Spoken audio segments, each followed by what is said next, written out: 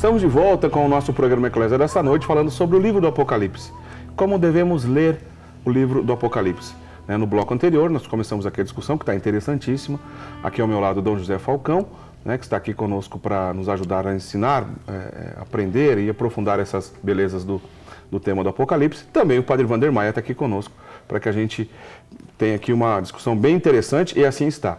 No bloco anterior, o Padre Wander deixou uma pergunta aqui para o Dom José Falcão, claro, que eu interrompi para a gente ouvir agora a resposta. O senhor pode resumir e repetir, claro, a pergunta, por favor, Padre? Para Dom José nos orientar. A pergunta é a seguinte, Eric, eu perguntava a Dom José, é claro que por estar inserido em seu mundo e por Deus falar a partir das realidades materiais, Dom João não poderia imaginar que um dia houvesse algumas realidades que poderiam ser usadas materialmente como formas também de domínio, como formas de subjugação. Então, ele não tinha como imaginar um nanosistema injetado em nosso corpo para que fosse um libelo. Quer dizer, a dúvida é esta: quais seriam os libelos atuais, de que forma seriam utilizados? São João poderia estar falando dos libelos que surgiriam no futuro por parte do ainda sistema? Naquela ideia de um futuro, de uma probabilidade de um chip... Leitura escatológica. De um chip que seria o... De um nanosistema. O sinal da besta e assim por diante, né? Eu pediria ao Padre Wander que lesse somente um versículo, que é um versículo que divide o livro do Apocalipse em duas partes. Os 3 primeiros capítulos, que se referem às coisas atuais, entenda-se, as coisas do tempo de São João, e depois as coisas futuras. Apocalipse, capítulo 1, versículo 19. 19? Vamos lá aqui. Escreve, pois, o que viste, tanto as coisas atuais como as futuras. Muito bem. Aqui está a resposta está aqui dentro. As coisas atuais significam as coisas do tempo de São João. E no tempo de São João temos uma perseguição bem clara. E uma forma de manifestar se você é cristão ou não. O que vai determinar se você vai ter acesso às coisas, se você vai ser beneficiado ou se você vai ser cerceado no seu direito, enfim, no atendimento, na busca das suas necessidades básicas, é o libelo e a fronte.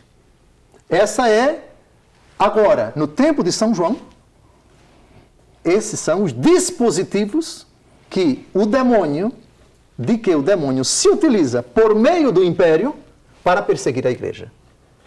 Hoje não se fala mais de libelo. Hoje não se fala mais de fronte.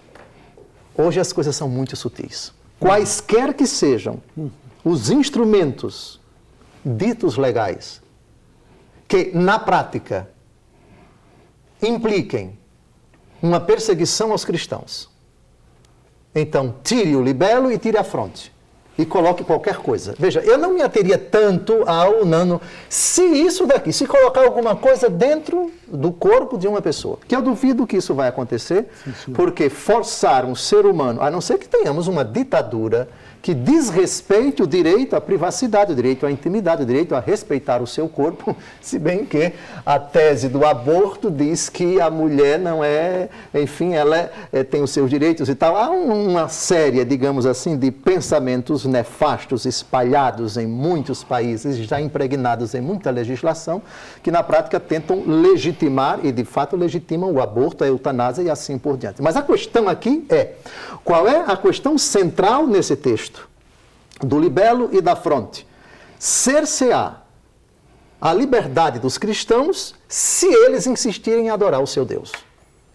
Eles querem apenas ter o direito à identidade de culto, à identidade de credo, à identidade de princípios, à identidade litúrgica.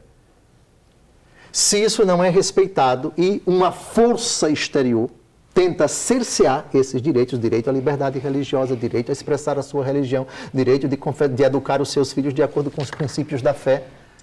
Qualquer coisa que se coloque como requisito para que você tenha todas as regalias da sociedade, vamos colocar isso como um libelo, vamos colocar isso como algo na fronte.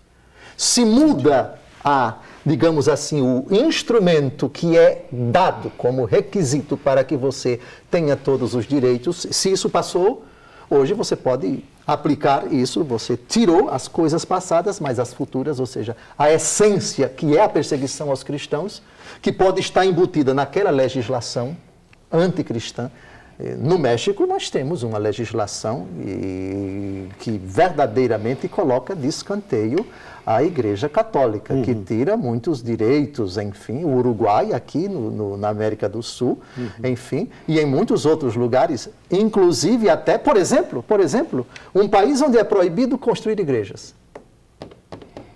Um país onde, se você se converter da fé daquela religião para o cristianismo, você é preso e você é morto. Nossa. Esse é o libelo do dia de hoje. Esse é um dos libelos, essa é uma das frontes. Então, bom, é muito interessante, a gente está falando de um código, vamos dizer assim. Eu já adianto a pergunta.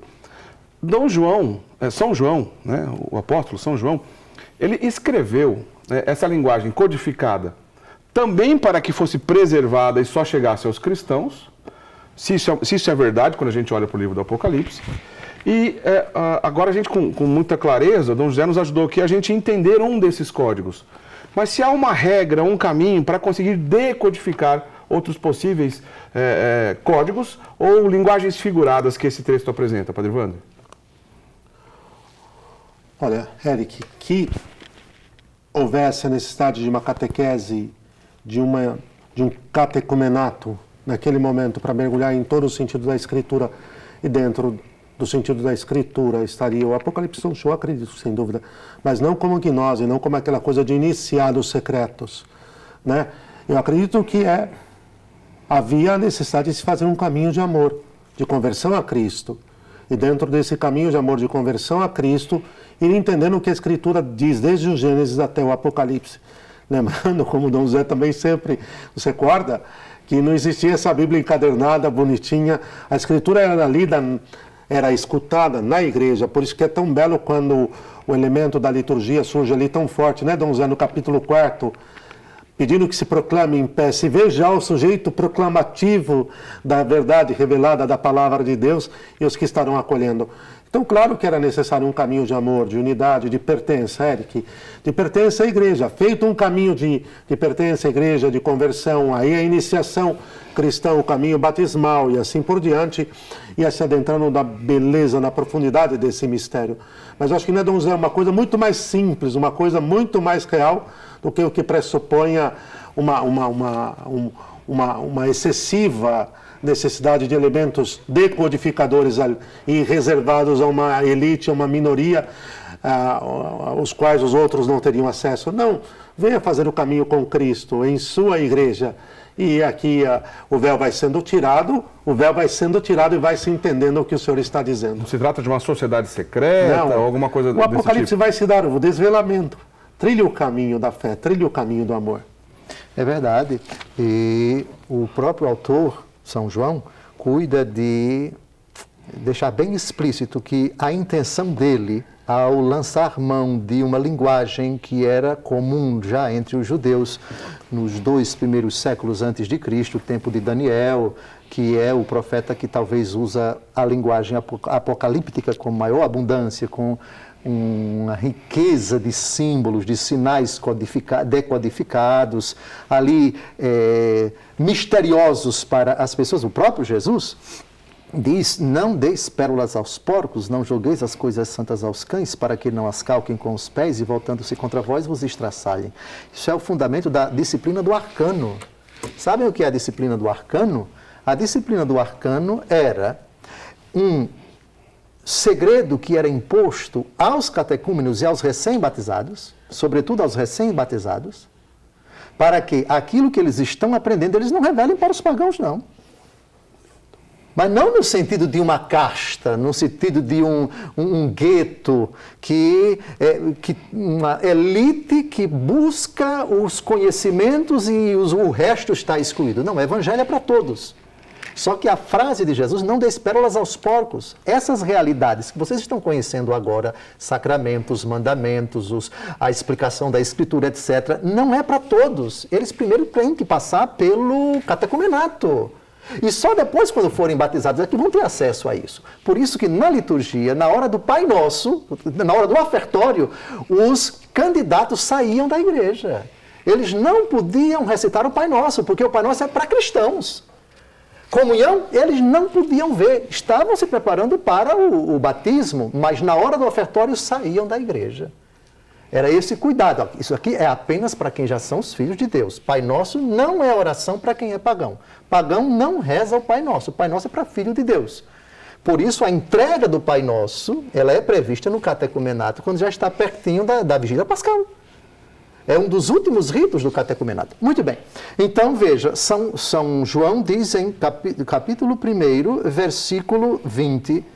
Eis o simbolismo das 7 estrelas que viste na minha mão direita e dos 7 candelabros de ouro. Simbolismo. Ele sabe que está redigindo um livro cheio de mistérios, um livro cheio de imagens que ele sabe, mas por outro lado, atenção, e aqui eu cito um outro texto, onde ele diz um número e diz, não vou dizer quem é essa pessoa, se você for inteligente, você descubra. Apocalipse, capítulo 13, versículo 18. Olha a frase de São João, que prova que não é um livro para todo mundo, e ao mesmo tempo é, desde que você se faça cristão. Desde que você aceite a radicalidade do Evangelho. Aí vai ser explicado para você esse significado. O próprio Jesus fazia isso. Ele não explicava as parábolas na frente das pessoas. Quando estava a sós, ele explicava a parábola para os discípulos.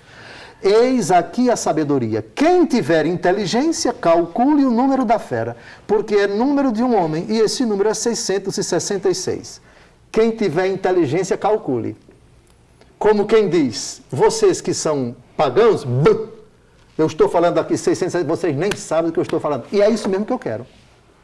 Também tem uma preocupação, se o livro caísse nas mãos de uma autoridade que chegasse a Roma, olha, ele está chamando o senhor da besta do Apocalipse.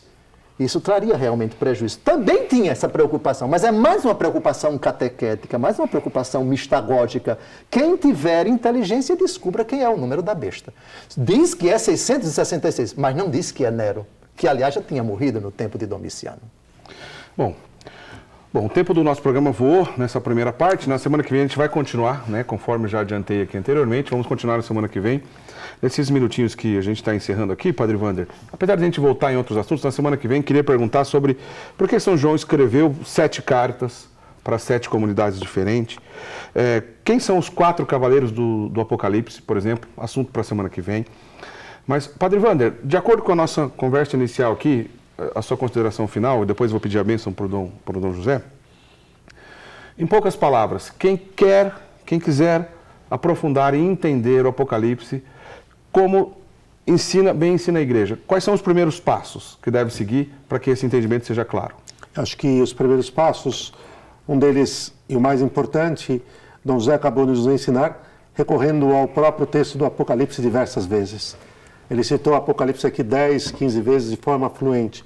Então, ter intimidade, contato, mas contato com o desejo de amar a Deus, de se entregar, de viver. Depois, Eric, depois de amar, de ter contato com o coração disponível para o Senhor falar, porque a Escritura é viva, é o próprio Senhor que está falando nela. Depois ir procurando algum material, Dom José mesmo tem uma bela catequese, e algum material, eu aconselharia até, se me permitem, existe uma pequena introdução que é de uma simplicidade, sem ficar agora aqui com bibliografia, de um sacerdote exegeta português chamado Geraldo Morujão, pela editora Quadrante, um panfletinho, né, Dom José, bem fininho, mas que ele dá chaves de leitura ali muito boas. Mas a primeira coisa, Eric, lê-lo como filho da igreja, com o coração disponível, em espírito de oração, e pensando sempre que o Apocalipse está dentro de um conjunto, de uma unidade. Não pode isolá-lo dos outros 72 livros, não, ele se esvazia. E isso sim, para terminar, veterotestamentariamente, do Antigo Testamento, eu particularmente usei isso e deu muito certo, né, Dom Zé, apoiar com Isaías e Jeremias, Ezequiel, Isaías, Zacarias, Daniel e Ezequiel. Isaías, Zacarias, Daniel e Ezequiel são os correlatos do Antigo Testamento para o Apocalipse. É bom ter um mestre, talvez, para acompanhar nesse período, Dom José?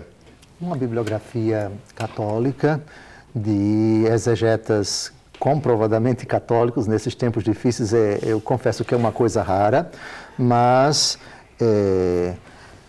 também bons conferencistas católicos, porque também é um livro que aqueles que não são católicos se utilizam para denegrir a imagem da Igreja Católica. Eu não recomendo. Discernir tudo e ficai com o que é bom, diz o apóstolo Paulo.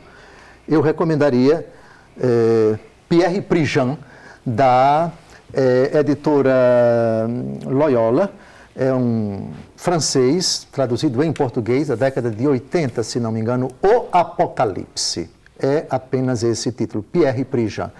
Também meu professor de exegese, cujo processo de beatificação está correndo no Rio de Janeiro, Dom Estevão Tavares Bittencourt, o seu curso Mater Ecclesiae. E, modéstia à parte, no YouTube, www.youtube.com, digite Força de Deus por Dom José Francisco Falcão. Ali vocês vão encontrar 216 vídeos de 1 hora de duração. E desses, 54 vídeos de cerca de 1 hora explicam o Apocalipse versículo por versículo. Versículo por versículo. São mais de 50 vídeos. É uma sugestão para aqueles que, na sua casa, quiserem se inteirar, versículo por versículo, qual o significado desses versículos, desse magnífico livro, o Apocalipse de São João. Mas não esqueça de se inscrever. Se inscreva lá. Fez bem. Eu ia na sequência indicar, o senhor já indicou, fez muito bem. Então, semana que vem, combinados, né? Por gentileza, eu queria a presença do senhor na semana que vem e do senhor também, Padre Wander. E agora, a bênção para encerrar, por favor, Dom José. O Senhor vos abençoe e vos guarde, volva sobre vós a sua face, o Senhor se compadeça de vós. O Senhor vos preserve de todos os males, vos conceda uma vida longa e feliz e vos leve um dia ao paraíso, em nome do Pai, do Filho e do Espírito Santo. Amém. Amém. Amém. Muito obrigado. Semana que vem a gente tem um encontro, então. Espero que vocês estejam aqui conosco também na semana que vem, nesse mesmo horário, para a gente conversar e aprender um pouco mais. A segunda parte desse programa, como devemos ler o livro do Apocalipse. Então, semana que vem a gente continua aqui no programa Eclésia. Não deixe de curtir a página do programa Eclésia no Facebook e a gente espalha também pelas redes sociais o nosso trabalho de evangelização aqui do programa Eclésia, tá certo? Até semana que vem, se Deus quiser. Tchau, tchau.